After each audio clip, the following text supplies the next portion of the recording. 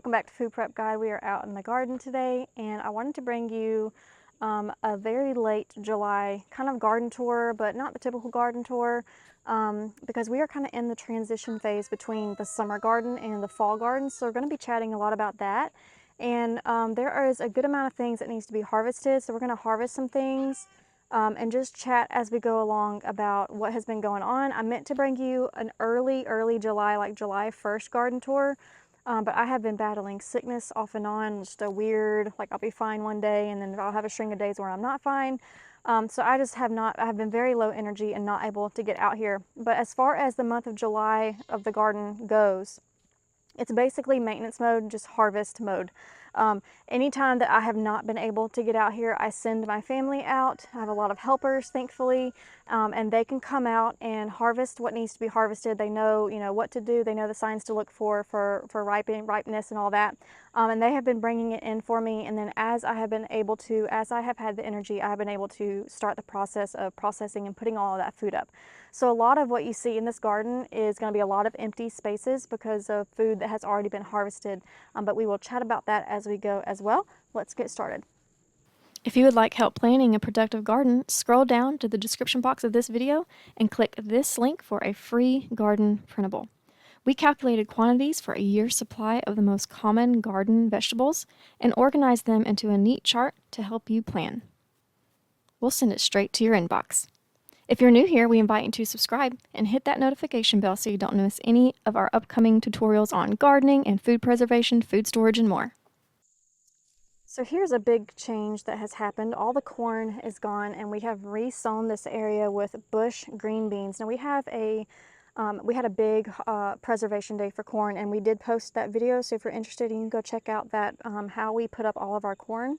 But I am doing a second round of summer crops for the fall garden. I live in the south where our temperatures stay pretty mild all the way through the end of October.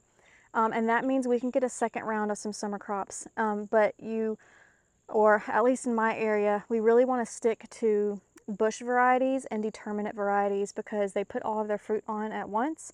And since we are staring down the first frost date in mid-October, we really need our fruit to get set as quickly as possible. So I am growing this new variety of green beans. You can see very spotty coverage. I planted all of these holes. I'm really not happy with the germination rates of these green beans. But since this is a second round and since I have already gotten plenty of green beans, I'm not going to go through and re-sow any of these empty holes. It just is what it is, and we'll get what we get. This row right here is where the cabbage was. In preparation for fall, all I'm doing is trying to stay on top of the weeds, which I've done pretty good job of so far, especially considering my low energy. But every now and then the weeds will just pop up, and I'm basically keeping this spot empty for probably Brussels sprouts or maybe either broccoli or cauliflower. I haven't decided where exactly everything's gonna go. Let me give you one sweep of the wall of flowers. This has been a really fun experiment this year. Of course, it's very weedy. I'm going to show you the polar bear zinnias down there in a little bit. They're so beautiful, but it has been so fun. My daughter especially has loved coming out here every few days. There's a different flower that has popped up, and she loves seeing like what's going to happen next, what's going to bloom next, and it's just been fun. We have seen pollinators all over the place. So having this flower wall kind of on the side and then all of our vegetable garden, all over here, I think the design of that was really nice, and I think I will definitely be doing that moving forward. Here is our peppers, and they are fantastic. I'm actually going to set you up on a camera because I need to do some harvesting. I've already started. You can see this milk crate, and this is just maybe a fourth of the way full. And we are getting this many peppers about every 3 days. So every 3 days, and tomatoes. Every 3 days we're getting about a quarter of a milk crate full of both peppers and tomatoes, and they just come in. I let them sit in my kitchen until they are nice and ripe, or I have the energy to do something with them. So this was yesterday's harvest, and you will see in just a minute I'm going to be getting probably almost the same amount, maybe a little bit shy of that in today, and that was just yesterday, so that's just one day. But the difference is I am going to be pulling some green peppers in the green stage, whereas I was really trying to get these to ripen to their red stage. But I want some green peppers. I really like to have a mixture of green and red and even orange peppers in my dehydrated mixture of peppers. So I'm going to go ahead and pull some of these while they're still green.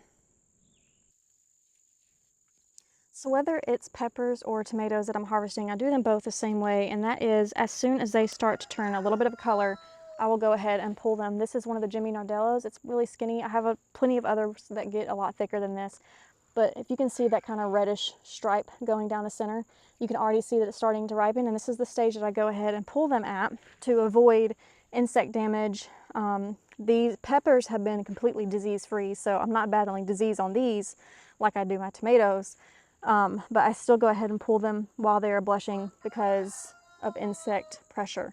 But anyway, I pick them when they're blushing, and then I just set them on the ground while I'm going through this row. And then I will come back through at the very end and scoop everything up and put it inside my milk crate basket over there. In a minute here, I'm going to show you a side-by-side comparison of the Jimmy Nardello peppers and the Marconi Rossi peppers. I am so thankful that so many of you commented and recommended this Jimmy Nardello pepper because I have loved them. They are so prolific. Before I cut off any more, I'm going to bring you up really close so you can see how prolific these peppers are.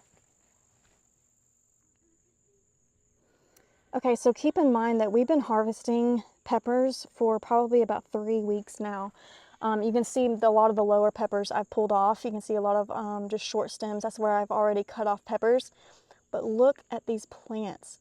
They are loaded and they're not showing any signs of stopping. I still have peppers that are flowering. Look at this, the very top of the plant. More buds. Look at that.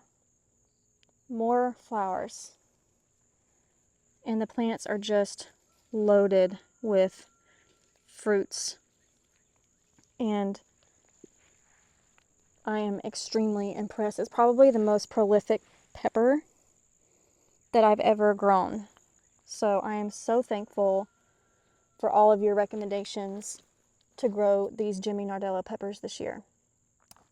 I don't know that they're going to be my absolute favorite, and here's why. While I've got the camera here in my hand, let me show you a side-by-side comparison. Oh, I've got a bunch to pull on that one. Look at that. All of those that are blushing already. It's already starting to turn. Need to go ahead and pull those. Look at this one. Look at this plant right here. Just loaded. I've already harvested all these lower ones down here all around the plant, but look as you go up the plant. And more buds galore up top. These pepper plants, look, all those buds, all those flowers are going to be producing more fruit. Oops, sorry. Look at all those. Just amazing. Praise the Lord. Okay, but let me show you why I don't think they're still not my all-time favorite pepper.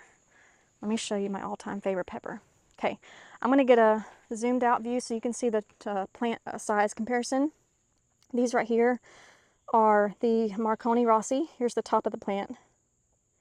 And then here's the Jimmy Nardello. Here's the top of the plant. Now they're not done growing, but you can see the overall size of these are just so much bigger, so much fluffier. I was about to say fluffier, bushier than the Jimmy Nardellos. But the main thing is the size of the Marconi Rossi peppers. Look at this. Look at that. Let's get you a good side by side here. I mean, to me, that's just amazing. There's just no comparison. The reason why I really appreciate these is because they are big enough and to make the prolificness worth it. Like there were some other peppers that I've grown in the past, the Corbaci peppers. They were just as prolific as the Jimmy Nardello, but they were so skinny that I felt like I was getting 80% seeds. Now, these are extremely prolific and they're still fleshy enough to where I can get plenty of actual pepper and not feel like all I'm getting is seeds.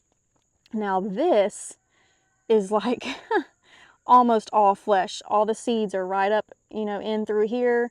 with these peppers, the seeds go all the way down to about 3/4 of the way, but with these, the seeds are all kind of clustered right here. And so you get all of this pepper, and they are pretty prolific too. Look at this plant.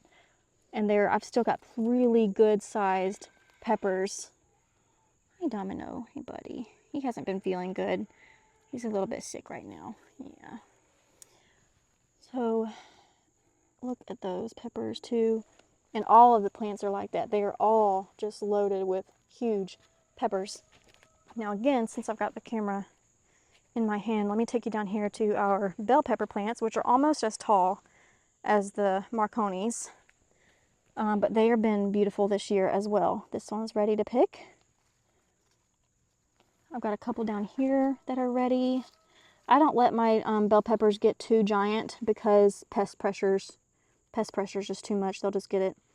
They'll, like these 2 holes right there. I've already had to pull 2 whole pepper plants right there because of the pest pressure. I'm getting distracted, but look at this. This is the dill. You can barely see it because of the weeds behind it, but the dill, it has bolted as it always does this time of year, but I don't pull the plants because, oh, there it is. I didn't even know that was there, but perfect example. Look at that. I don't know if my camera will focus good. There we go. Look at that. That is going to be a future butterfly. The monarch, is it the monarch? Yeah, I think it's the monarch butterflies. Now, I don't know if that one's a monarch caterpillar. I can't remember for sure what the colorations are on those.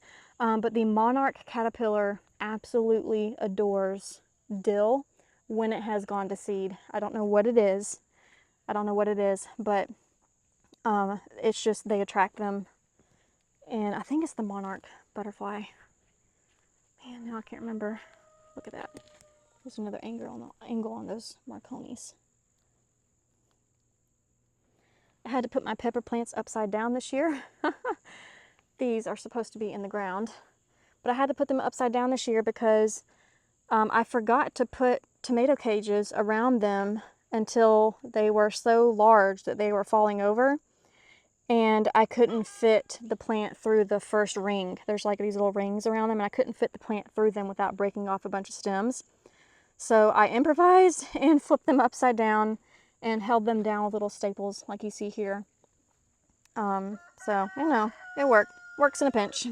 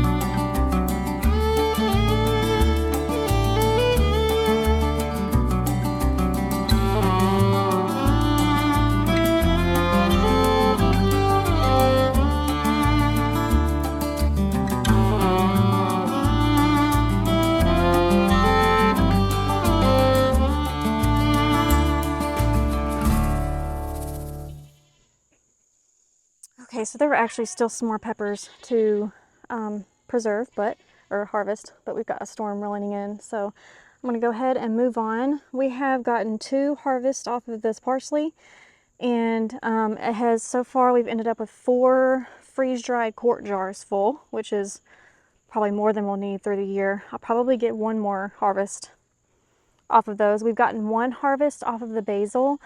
We harvested the first round of that together on a video and made pesto. We ended up with a good, healthy amount of pesto. So for this next harvest, I'm probably going to cut it about halfway down. All 4 of those plants, or not 4, there's more than that, but all of these plants, and I'm probably just going to freeze dry all of that for just basil. You can't really tell all of its weeds, but we have harvested this whole first half of these black beans. I'm gonna go, all you can see is weeds right now. That was a huge mistake this year of how big I made those bean holes, huge mistake. And I'm not 100% sure how I'm gonna remedy that when it comes time. But let me see if I can find, okay, here's where we stopped. So here's the first bean plant. So from here down to there, I still have to harvest. So from here to here, to the edge over there, I just canned up the black beans that we harvested, and we ended up with 8 pints and 5 quarts of black beans so far. 8 pints and 5 quarts of black beans so far. Let me show you what these pods are looking like. This is the stage that I picked them at. You can see they're getting a little musty, a little moldy, but that's because we had very heavy rains this morning. But I wait until the pods are totally brown like this. And fortunately, that musty and moldiness on the outside doesn't really affect the bean on the inside as long as you get to it pretty quickly. But the black beans inside are beautiful. I did half of this row Baker Creek Black Turtle beans, and then I did the other half just grocery store black beans. So that's about what's inside of a pod, which is not very impressive. And I don't think I'm going to be growing beans again. I'm glad I did. I've grown beans in the past, and I marked them off my list because it just seems far too much effort when beans are so cheap. And I can purchase a 5-gallon bucket's worth for not too terribly expensive, which lasts all year, if not more. And I don't have to go through all of this weeding mess that I'm going to have to do later. So I just think I'm going to go ahead and call it a day for black beans and not grow them anymore. The cantaloupe, it's not really a cantaloupe, it's a melon that is very similar to cantaloupe, has been doing good. I've got one here that I believe is ready. And I think the way that we can tell, I haven't grown this particular variety, but if it's similar to other cantaloupe varieties, we can tell when they start turning this light brownish color, and then it's more yellowy on the bottom, like as you can see here. And these melons do not get very big at all, so I think that is done. So let's go ahead and clip that one. We'll bring that in and we'll have that for a good snack probably tomorrow. Let me show you the size of it. This is the Mata Ross melon, I think. It's very similar to cantaloupe. The inside flesh is orange, very juicy, and tastes very, very similar to cantaloupe. I got this melon because of its drought resistance. I wanted to basically have something in the garden that I never watered ever, and I watered just to get the seed established, and then I never watered again. So all of these vines you can see here, you can see it's pretty prolific. There are little melons hiding all throughout there. That one's probably going to be ready in a couple days. There's another one there. And I don't know, pretty prolific. Very hands-off considering I didn't water. So I don't know, I think we'll probably grow that again. I don't get too excited about growing things that I can't preserve. But it is very nice to just have a very fresh snack out of the garden. So we might go ahead and do that again. Okay, onions, we've talked about that. We have been starting the process of pulling the weeds and getting them ready for the fall garden. This area here was just like this area not even 2 weeks ago. So we're making good progress on getting all of this cleared out. This entire long row here It's 50 foot, and we will probably be putting cabbage or, let's see, broccoli and maybe celery. I'm going to try celery again this year. I'm trying a Chinese version of celery that is supposed to be easier to grow and produce, so we shall see. This is one of the trellises of tomatoes. This was the celebrity tomato, and I have been harvesting, like I said, about 1/4 of a milk crate's worth every 2 days. And let's find a good example of when I pick them. Here is a good example of a tomato that is ready to pick. I go ahead and as soon as they barely start to turn orange, you can see this little spot right here is really orange. There's some orangey down here. It's pretty orange. So that is at the point where I pick tomatoes. That will go inside with all of my other milk crates of tomatoes next to a sunny windowsill, and this will ripen into a beautiful red in about 3 days just fine. I am done with these vines, so I've not been fertilizing, I have not been spraying with copper fungicide, so they are dying, but that's okay because it is going to be August soon, and I really need this space for some sweet peas, some sweet English peas. There's another one. I need to pick that one. Oops, my finger just went in. I think someone's, oop, yep, look at that. Look at that. So that is going to be chicken food. So I'm just going to set that on the ground, come back, and the chickens will enjoy eating that, especially if the caterpillar is still inside. I don't think I see any more that are quite ready to pull. This one, yeah, I'm going to go ahead and pull this one. It's got a little bit of orange on this back side right here. So you can see the overall tomato is very green. And in years past, I would never have picked this, but I know better now. I know better. I know to pick right when that first little spot right there, look at that. I don't know if the camera's picking that up. It's a really orangey hue to it, and tomatoes ripen from the inside out. So I'm going to go ahead and pull that one. Those two are going to go inside, and they will ripen within a few days. They'll be a beautiful ruby red. Here are those polar bear zinnias I was telling you about that I wanted to show you just how beautiful they are. It's been my daughter's and I's favorite flower out of all of them. Just so pretty. The butterflies love them. I just love the way those petals come out. I'm going to grow these for sure from here on out. I like the bright cosmos too. They're pretty. They're pretty. They just look really weedy. I don't love that. But the pop of orange in the midst of all this green really is beautiful. Okay, ooh, look at that one. This one's pretty. Okay, let's turn to our trellis. I have already started the process of clearing out my greens bed. As you can see, it is almost completely cleared out. We let the lettuce bolt, and I have already saved seed from that. Oops, there has been a kitty cat digging in here. Look at that. Bad kitty cat. Not good kitty cat. And I have snipped the vines for the green beans. This is not natural death. That was purposeful death. I went through and snapped the base of the vine right where it meets the soil line. See here? Here's where I clipped it. There's there, and there's the stem that is still in the ground. That's on purpose because anything in the legume family fixes nitrogen into the soil. So instead of ripping up the vines, I will clip them at soil level and allow those root systems to stay in there. But the rest of it does, of course, cause the plant to die. And so the next step will be to come in here and clean all of this out. You'll notice a huge gaps here. Well, first let me show you these sugar baby watermelons. Oh, this one's ready. That one's ready. Yeah, it doesn't get much bigger than that. That's ready. Yeah. So the sugar baby watermelons are still growing strong. I've got some over here covered in weeds, but I've got some peeking through over there.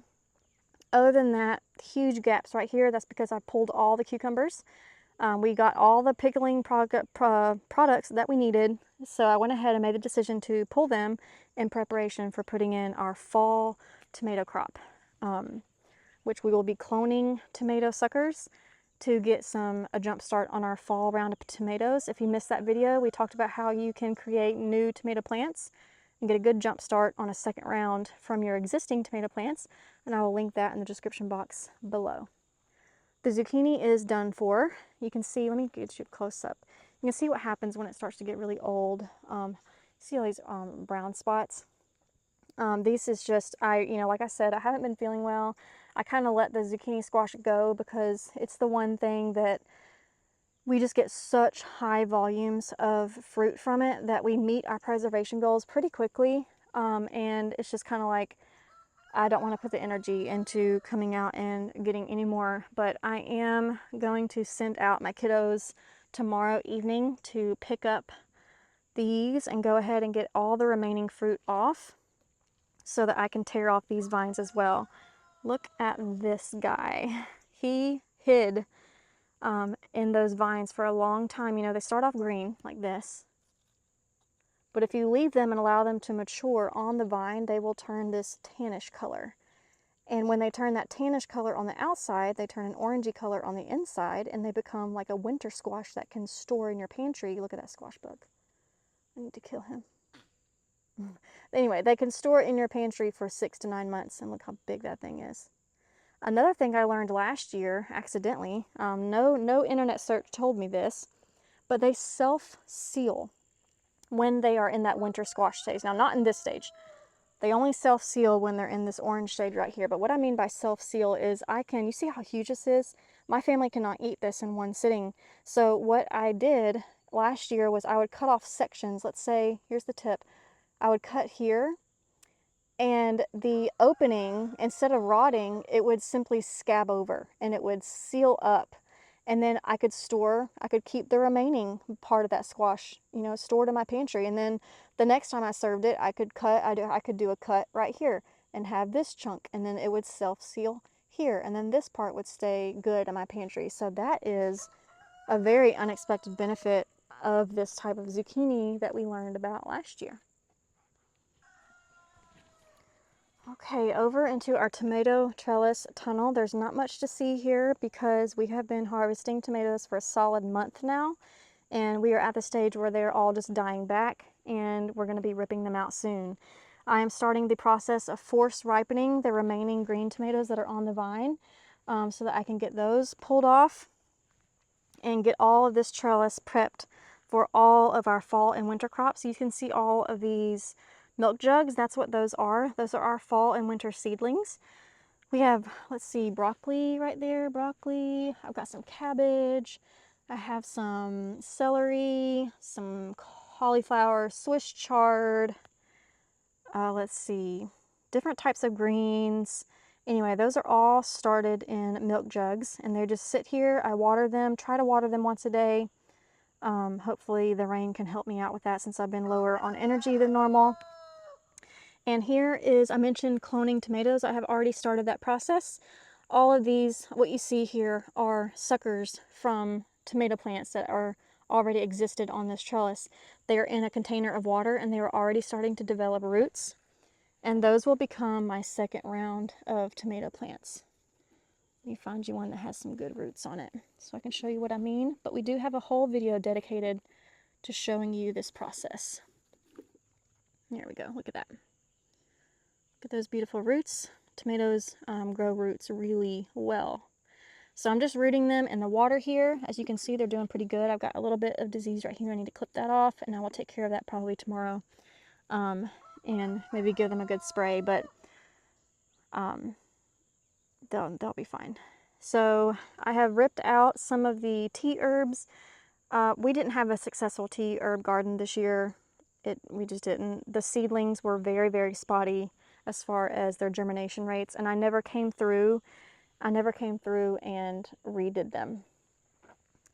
So next year I want to do a better job of getting the tea garden going, especially for my oldest son who has requested it. Oh, there's a tomato that needs to be picked. You can see it's blushing a little bit. This is the Brandy Boy tomatoes. I have absolutely adored these. Come here, little guy. Actually, not little guy. You're not a little guy, are you? You're a big guy. This is the Brandy Boy. It's a hybrid in between brandy wine tomatoes and big, beefy tomatoes. They are beautiful and huge. Pride and joy of my tomato garden has been the San Marzano tomatoes. Oh, I need to get out here and pick a bunch of these too. You can see I've got a bunch of them that are blushing. Actually a little bit more than blushing. They have been ready for probably 2 days now. But these are the absolute best canning tomato in my opinion. They are almost all meat. They don't have hardly any juice in them. They're extremely lightweight. If you hold this tomato in your hand and a brandywine tomato in your hand, the weight difference is just phenomenal. And that's because they don't have much juice in them at all. So you are getting a very thick sauce, like a product for your sauce and your sauces. So San Marzano tomatoes are fantastic. And the plants are loaded. Like I said, I have been harvesting off of these for a solid month now. My freezer is full. I think I have about 15 gallons in my freezer, 15 gallon size bags in my freezer of tomatoes, and the plants are still just loaded. I'm just waiting for them to blush, and as they blush, I put them in milk crates in my house and continue to allow them to ripen. This plant here is going to be dying of disease soon. I'm just letting it because, like I said, it's the end of the season. But I do need to get out here and pick because it is loaded with fruit, as you can see, all the way up. It just keeps going. It's an indeterminate tomato, so it will just grow as long as your season is and as long as your disease and pest pressure allows it to grow. It will just keep on going. I've got some more San Marzanos over here, but they're about done. I've already taken out a whole bunch of tomatoes here. This whole side used to be loaded with tomato plants, but as you can see, I only have a few lone tomato plants left because I'm getting these trellises prepped for the fall and winter. Interesting note, I don't even have zucchini planted over here. Look at this. That plant has hopped the trellis from all the way over there. I mean, these things just keep growing.